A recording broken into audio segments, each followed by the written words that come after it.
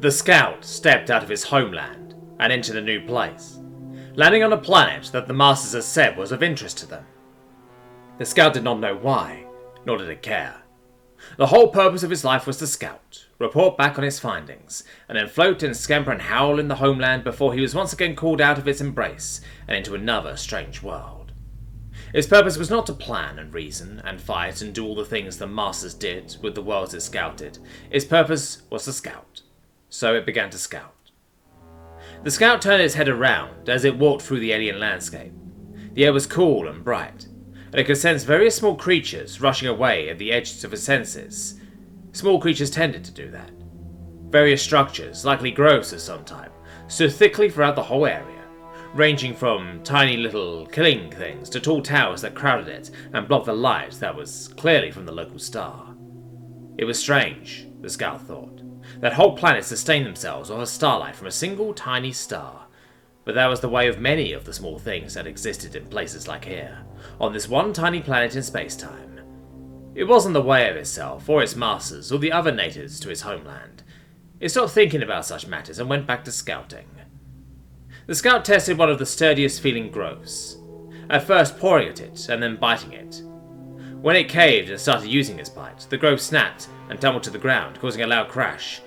It was a bit sturdier than usual, but most of the beings that the Masters would send could trample over it with no issue.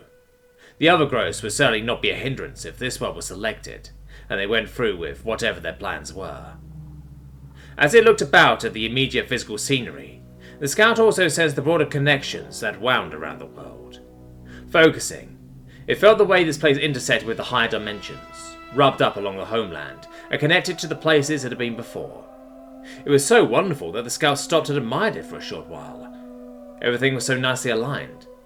The action would need to move quickly to take advantage of the opportunity, and it wasn't perfect, but the conditions were so lovely and conducive to the rest of the beings that would follow the scout. It wouldn't have to do quite so much work to make the place usable in their designs. It knew that this sort of place was what the Masters looked for. As it came out of its trance, it heard something off in the distance. Even from this distance, they sounded like a distressed creature. That was curious. Most creatures ran away when they sensed it. Perhaps it was even an organized creature. They always acted differently. Those such creatures were interesting, even if the Masters didn't often put much importance on them. The scout had tried communicating with them before, but it hadn't had any success. The scout wondered if maybe the organized creature was like itself, but unable to commune with it. The scout decided that they probably weren't, and that his line of thought was unconducive to its purpose, and ran off to find the source of the noise, crashing and winding through the forest. It happened upon a small clearing free from the tall growths. In the middle of the clearing was a sunken hole in the ground. The scout thought that perhaps it was a cave where the top had fallen in. It would make sense, because the creature was clearly trapped inside. The creature had fallen silent, but was clearly still there, since it could smell them. The most interesting part to the scout was the fact that it could sense thoughts coming from the creature. Thoughts meant communing, and communing was good. Encouraged by the prospect, the scout began to dig, occasionally using its bite to move large chunks of rock, until it finally uncovered the creature. The creature was small, only maybe a tenth of its size.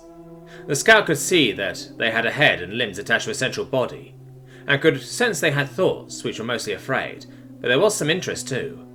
They clearly had more body underneath another big rock, which was probably trying to get out from under but couldn't. The scout picked up the rock in his teeth, and set it aside before he went back to look at the creature. The creature was interesting.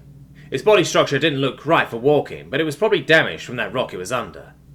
The scout could feel pain, fear, and a small amount of interest emanating from the being, now that it was fully unblocked, and so the scout decided to attempt communing with them. It touched its nose to the being's head. Thoughts swirled into its mind, alien yet familiar. At first it could only sense fear and pain, but after the communing had gone into the creature, it calmed down significantly.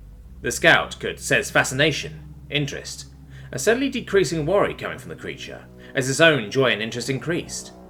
As the communing went on, emotions started to give way to information, and the scout was excited.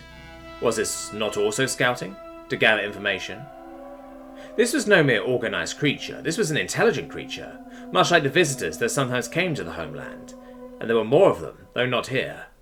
They had built cities and discovered medicine and art and much more, but they had not gone far outside their planet, or at all into the higher dimensions of the homeland. This creature, which was called a she, lived in one of the larger, more dense cities, but came out here whenever she had time and wasn't performing her purpose.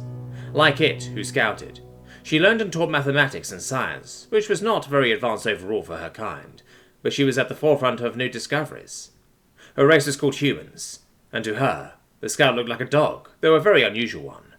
The humans had a primitive form of communing with each other and with dogs, so this human communed with it. It found that it enjoyed the human, whose mind and society were limited yet advanced, and who communed with the likes of it, the greatest scouting race the masters ever knew. The scout knew what to do, having heard from another scout who had found a good race in a scattered world. It gently picked up the she in a very soft bite, and ran back to the homeland. She would need to heal, but then she could visit the knowledge storage place, the temples and the fields, the place where all the visitors to the homeland went. And, when she had learned and healed and seen enough, she could go back to her kind, and teach and tell them, and a scout could tell the masters that the creatures here were very good, and they should find another planet close by for it to scout. It had sent several very lovely alternate candidates already,